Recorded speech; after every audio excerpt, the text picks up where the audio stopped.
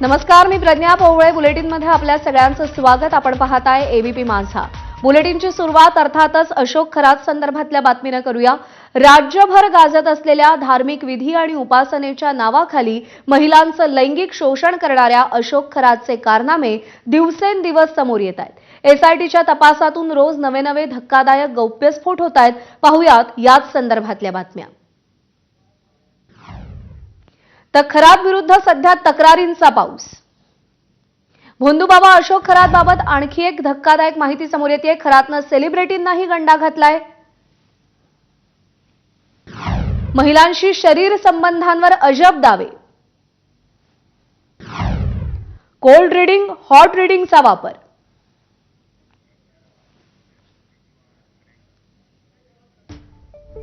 तर भोंदूबाबा अशोक खरात बाबत आणखी धक्कादायक माहिती समोर आली आहे. अपघात आणि अर्धांग वायूच्या झटक्यानं अशोक खरात बेजार झाला होता. 1.5 वर्षांपूर्वी खरातला अर्धांग वायूचा झटका आल्याची माहिती समोर आली आहे. शक्तिवर्धक औषधांच्या अतिसेवनामुळे प्रकृती बिघडल्याचा संशय व्यक्त केला जातोय. यावर अशोक खरातवरती शहरातील खासगी रुग्णालयात उपचार करण्यात आले होते. डॉक्टर भक्तानं वेळीच उपचार करून जीव वाचवला. एका हाताची हालचाल मर्यादित झाली होती, तर भुवईतही बदल झाला. तसंच उत्तेजक औषध घेणं अशोक खरातला जीवावर बेतलं असतं.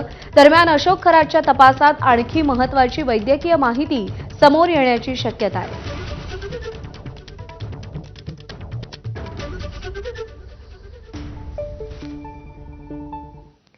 महिलांचं लैंगिक शोषण करणाऱ्या भोंदूबाबा अशोक खरातची एचआयव्ही टेस्ट करण्यात आली.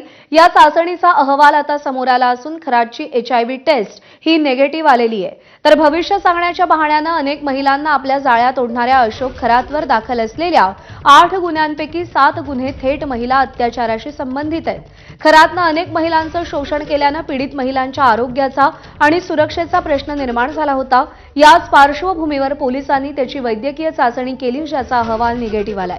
दरम्यान नाशिक पोलीस या प्रकरणाच्या प्रत्येक बाजूचा बारकाईनं तपास करतायत.